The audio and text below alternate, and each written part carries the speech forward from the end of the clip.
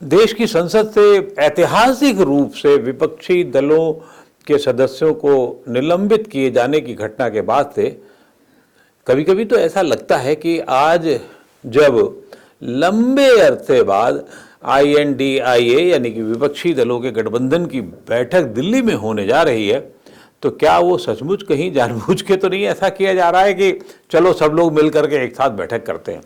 खैर, ये तो मजाक की बात है, लेकिन ये सच है कि ये आज की 5वीं बैठक अपने आप में निर्णायक साबित हो सकती है का मतलब इसलिए मैं कह रहा हूँ क्योंकि अब तक 4 बैठकों में तो बहुत कुछ तय नहीं हुआ।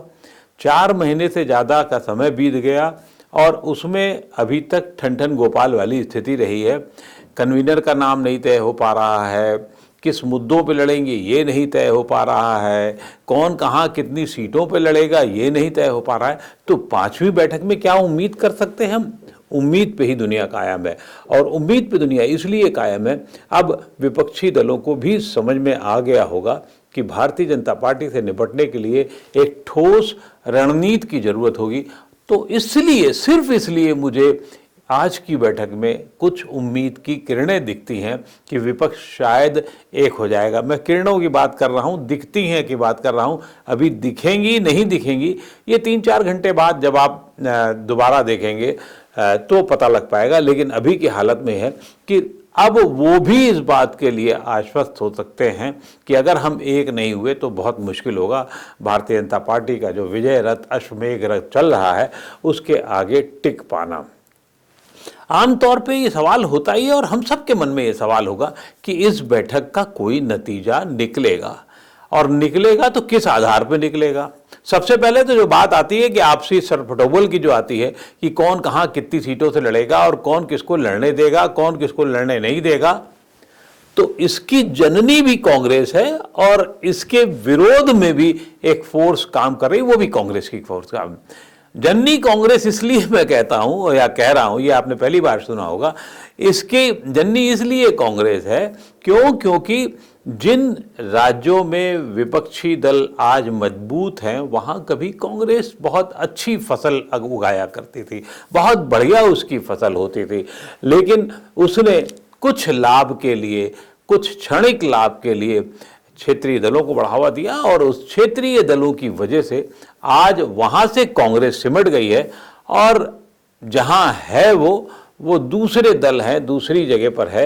लेकिन इन क्षेत्रीय दलों में अब वो कतई नहीं चाहते कि कांग्रेस उनका बढ़ता हुआ स्वरूप बिगाड़े या उसको कम करे, जबकि कांग्रेस की इच्छा ये है कि वो अपनी जो पुरानी ज़मीन है वहाँ पर वो आए। ज़मीन एक मैं जो अक्सर बात ये शब्द का इस्तेमाल करता हूँ उसके पीछे कारण ये है कि मूलतः ये जगह कांग्रेस की हुआ करती थी। आज़ादी के बाद से 41 साल तक, 45 साल तक आप वहाँ कांग्रेस ही रही थी। बाद में धीरे धीरे उसने कभी किसी नाम पे, कभी किसी और वजह से क्षेत्रीय दलों को बढ़ावा किया। तो इस बैठक में जो 2 या 3 प्रमुख मुद्दे होंगे, एक, मैं संयोजक होना नहीं होना को बहुत बड़ा मुद्दा नहीं मानता हूं, और आज मान लीजिए एक संयोजक नाम का चेहरा आ भी जाता है तो भी कोई बहुत बड़ी बात नहीं होने जा रही है। सबसे बड़ी बात होगी कि क्या इस बैठक में सीट शेयरिंग पे बात होगी, और होगी तो कहां तक पहुंचेगी, या उसके लिए भी एक कमेटी बन जाएगी और ये है फिर उसके बाद तय होगा। आपको ध्यान रखना होगा कि दिसंबर लगभग खत्म होने जा रहा है। कुछ दिनों बाद कुछ लोग नानी के यहाँ, चाची के यहाँ, मामी के यहाँ अपनी छुट्टियां मनाने चले जाएंगे। ये राजनीति में कम होता है, लेकिन विपक्ष की और खास तौर से कांग्रेस की राजनीति में ये होता है कि वो ईयर एंड की छुट्टियों पर जाएंगे। उसके बाद आपके पास कितने दिन बचेंगे?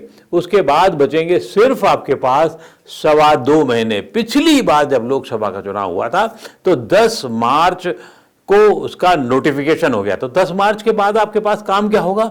10 मार्च के पास आपके पास काम होगा, ठीक है, अलग अलग दल अपने लिए तो सोच सकते हैं कि हम यहां से किसको लड़ाएंगे, किसको लड़ेंगे, कैसे करेंगे, लेकिन ये उनके पास शायद उतना वक्त नहीं होगा कि किससे सीटें छीन करके किससे सीटें दी जाएं, ये शायद इतना वक्त नहीं होगा। नंबर 1। नंबर 2, वो अपने लिए संसाधन जुटाना उनके लिए बड़ा मशक्कत का खेल होगा। क्यों? क्योंकि अब इससे जाहिर हो गया है, कांग्रेस भी जब है ऑनलाइन क्राउड फंडिंग के तौर पर जाने लगी है तो उसको भी लग गया कि आने वाले दिनों में जिस समय जो हालात हैं और जिस तरीके से धीरज साहू के यहाँ से 350-400 करोड़ का पहाड़ मिल गया है, तो अब कोई उस पहाड़ में कंट्रीब्यूट करने वाला सामने आएगा, ये मुझे संभव नहीं लगता। लेकिन कांग्रेस जरूर उसकी एक बड़ी पार्टी है। हमें ये नहीं भूलना चाहिए कि उसके पास आज की तारीख में भी, जहां भारतीय जनता पार्टी के पास 22 करोड़ वोटर ने उस समय पिछली बार साथ थे, इस बार भी 12 करोड़, पिछली बार भी कांग्रेस के पास 12 करोड़ तो वोटर है ही ना, 12 करोड़ तो उसके चाहने वाले हैं ही ना। तो वो क्राउड फंडिंग उसने एक तरीका समझ में आया जो अक्लमंदी का तरीका था कि शायद 12 करोड़ में से 12 लाख लोग भी कुछ पैसा देंगे तो काम चल जाएगा, थोड़ा सा काम चलने की संभावना बची होगी। तो अन्य दल को तो अभी उनके सामने भी इसी तरीके के संकट होंगे, तो वो भी क्राउड फंडिंग या और वजह पे जा सकते हैं, क्योंकि अब एक मुश्त या तो पुराना पैसा दबा के रखा गया हो तो बात दूसरी है, अदरवाइज चुनाव लड़ने के लिए एक संसाधन का होना बहुत जरूरी होगा। तो आज एक किनारे के तौर पर यह बात भी मुद्दा उठेगा जो सामने बहुत नहीं आएगा, ये मुझे पूरा विश्वास है। सीट शेयरिंग पे जब बात होगी तो क्या वो किसी सिरे पे चढ़ सकेगी? उम्मीद कम है। क्यों? क्योंकि आज ही जो दावे किए गए हैं, बैठक के आसपास में समय दिल्ली में जमावड़ा शुरू हो गया है, काफ़ी लोग आ भी चुके हैं दिल्ली, अरविंद केजरीवाल से ममता बनर्जी मिल चुकी हैं, उद्धव ठाकरे भी 2-1 लोगों से मिल चुके हैं। तो जो क्षेत्रीय छत्रप हैं, बड़े छत्रप हैं, चाहे वो महाराष्ट्र के हों, बंगाल के हों, अखिलेश यादव आकर के अपना दावा ठोक रहे हैं। वो कह रहे हैं कि साहब 65 सीटों पे तो पीडीए लड़ेगा, प्रोग्रेसिव डेवलपमेंट अलायंस लड़ेगा, यानी कि जो उनका अलायंस है वो लड़ेगा। तो बाकी कहते 15 सीटों में तुम लोग जो कुछ करना हो कर लो। तो इसका मतलब कांग्रेस के खाते में क्या आएंगी? जयंत चौधरी के खाते में क्या आएंगी? एक आध क्षेत्रीय दल जो और साथ में लिए उनके खाते में क्या आएंगी? यानी कि किसी कांग्रेस को भी वो 5 से ज़्यादा सीटें देने के पक्ष में नजर नहीं आते। तो क्या कांग्रेस राजी होगी? बहुत मुश्किल सवाल है। उसी तरीके से बिहार में भी वहाँ क्या स्थिति होने जा रही है? वहाँ क्या लालू यादव की पार्टी और नीतीश कुमार की पार्टी के बाद में कांग्रेस के लिए कितनी जगह होगी? 42 सीटों में कितनी आगे तक चीज़ें जाएंगी? ये एक बड़ा सवाल होगा। क्या वहाँ पे भी ये संख्या उतनी ही लगभग रहनी होगी? तो बात दूसरी की 5 के का मतलब 2 गुनी हो जाएंगी परसेंटेज वाइज अगर आप देखेंगे। उसी तरीके से अन्य सवाल भी उठते हैं, लेकिन सबसे मुश्किल का सवाल आएगा दिल्ली, पंजाब, हरियाणा। दिल्ली की 7 सीटें, पंजाब की 13 सीटें, हरियाणा की 10 सीटें, ये 30 सीटें का ऐसा घालमेल होने जा रहा है कि जिसको बहुत संभालना मुश्किल होगा। कांग्रेस यहाँ पहले ही आम आदमी पार्टी को एक जगह दे चुकी है भारतीय जनता पार्टी को हटाने के लिए। पंजाब में कांग्रेस हट चुकी है, आम आदमी पार्टी आ गई है। हरियाणा में एक मशक्कत चल रही है जहां अभी आज की तारीख में कम से कम कांग्रेस ऊपर है और आम आदमी पार्टी अभी उतना आगे नहीं बढ़ पाई है। लेकिन क्या वो लड़ाई ठीक से सेटल करी जा सकेगी? और सेटल करी जा सकेगी तो फिर भारतीय जनता पार्टी से निपटने की कितनी ताकत होगी? चाहे वो हरियाणा में हो, पंजाब में हो, दिल्ली में हो, ये तीनों राज्य ऐसे होंगे जिसमें मुश्किलें इनके सामने आने वाली है। एक तरीके से कांग्रेस के साथ दिक्कत क्या हो गई है कि कांग्रेस अब दक्षिण की पार्टियों के गठबंधन में थोड़ा ज़्यादा अच्छी स्थिति में है, क्योंकि जब डायरेक्ट फाइट में आती है तो उतना नहीं सीटें ले पाती है। आपने देखा होगा राजस्थान, मध्य प्रदेश, छत्तीसगढ़, इन तीनों जगह पर 131 सीटें होती हैं। 131 सीटों में पिछली बार 128 पे 126 पे भारतीय जनता पार्टी थी। बाकी सीटों में क्या हुआ था? तो अगर उस तरीके से देखेंगे तो वहां भी कांग्रेस को कुछ नहीं मिलने जा रहा है। जो जहां सीधी लड़ाई वाली सीटें हैं, भारतीय जनता पार्टी जहां सीधी लड़ाई में है वहां कांग्रेस को कुछ नहीं मिल रहा है। कांग्रेस को जो कुछ मिल रहा है वो दक्षिण में मिल रहा है और उसको यह कोशिश करनी होगी कि दक्षिण में हम ज़्यादा से ज़्यादा सीटों को जीतने पे, जहां से राहुल गांधी भी आए हैं, वहां पर कर सकें। लेकिन केरल में उसकी मुश्किलें बढ़ने वाली हैं, वहां कैसे समझौता होगा? पश्चिम बंगाल में दीदी हाथ नहीं रखने दे रही हैं। तो ये सब चीज़ें ऐसी हैं जो बहुत मुश्किल होंगी आगे तक ले जाने पर। ममता तो यहाँ तक आज उन्होंने कह दिया कि शीट शेयरिंग में बात होगी, 1-to-1 की बात होगी, लेकिन हमारा फॉर्मूला वही रहेगा जो प्रशांत किशोर ने बताया था, जहाँ जो मजबूत है वहाँ पर हम लड़ेंगे, बाकी जगह आप लड़ लीजिए। तो बाकी जगह लड़ेंगे कहाँ से आप? दक्षिण में भी आपको, आप दूसरे उसकी पार्टी हैं, पूरब में और नॉर्थ में आप कहीं ना कहीं ज़्यादा 3 जगह जहाँ मैंने भी उदाहरण दिया आपको, वहाँ की हालत देख चुके हैं, कांग्रेस की हालत क्या है। उत्तर प्रदेश, बिहार की आप हालत देख चुके हैं, पश्चिम बंगाल की आप हालत देख चुके हैं। तो बड़े राज्यों में यही बचते हैं। महाराष्ट्र की हालत आज क्योंकि वहाँ अब भारतीय जनता पार्टी के नेतृत्व में कहना चाहिए, वैसे तो ठीक है, वहाँ पर जो शिवसेना का दूसरा गुट है उसके नेतृत्व में सरकार चल रही है। तो अब वैसी स्थिति में क्या होगा? वहाँ पर भी भारतीय जनता पार्टी का इस समय, क्योंकि एनसीपी के बंटवारे के बाद में अजीत पवार के भारतीय जनता पार्टी के साथ आने के बाद दूसरा अपर हैंड जो है वो भाजपा का के नेतृत्व वाली भाजपा नीति सरकार का चल रहा है। तो कांग्रेस के सामने सबसे बड़ा संकट है कि वो कितना झुकेगी, कितने आगे तक जाएगी। और राहुल गांधी जो इतनी बड़ी लड़ाई लड़ चुके हैं, 3 महीने से ज़्यादा जिन्होंने यात्रा की है, अभी भी लगातार उसी सर्दी गर्मी में घूम रहे हैं, तो वो क्या किस हद तक जाएंगे?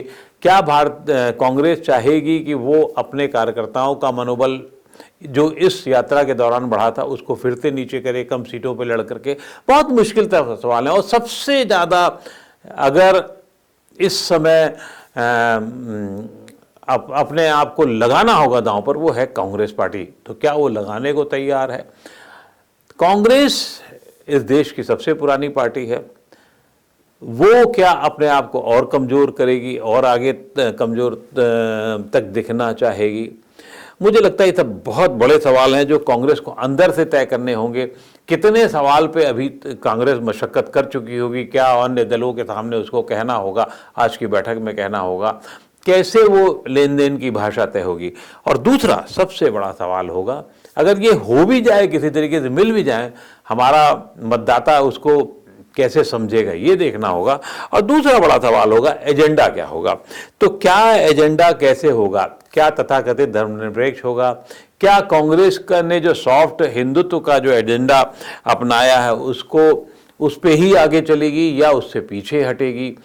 क्या करेगी? आज की तारीख में जब बीजेपी ने ये तय कर लिया है, एक नया पॉलिटिकल पैराडाइम तय कर दिया है, प्रधानमंत्री ने कहा है कि 303 थोड़ा छोटा लगता है, थोड़े हमारे लोग कम लगते हैं।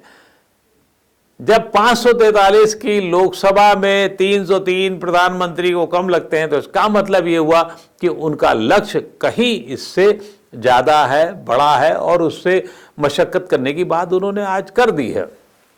तो ऐसे में एजेंडा क्या होगा? आदमी को वोट तो एजेंडा पे मिलता है, डिलीवरी पे मिलता है। हमने 3 विधानसभा चुनावों में देख लिया है कि वो डिलीवरी का ज़्यादा असर हुआ।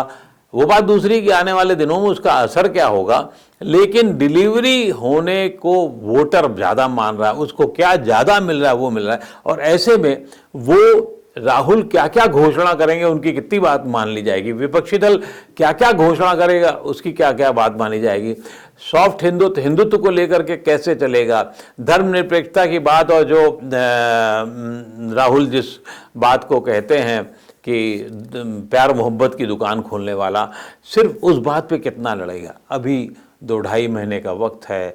2 इवेंट तो देश में बड़े होने ही होने हैं। एक इस तरीके की बैठकें होनी है, और दूसरा राम मंदिर का मामला आपको सबको पता ही है कि 22 जनवरी से वो भी एक रास्ता, एक वो भी प्रचार का दौर शुरू होने जा रहा है। मथुरा को लेकर के भी अभी कोर्ट में फैसला चलना है, हो रहा है। तो एक माहौल जो बन रहा है वो एक हिंदुत्व वर्सेस सॉफ्ट हिंदुत्व चलेगा, हिंदुत्व वर्सेस धर्मनिरपेक्ष चलेगा, हिंदुत्व को रोकने के लिए या हिंदुत्व को रोकने के लिए बातचीत की जाएगी, या फिर ये होगा कि नहीं धर्मनिरपेक्षता को लेकर के ज़्यादा बात होगी। तो बहुत सारे घालमेल हैं।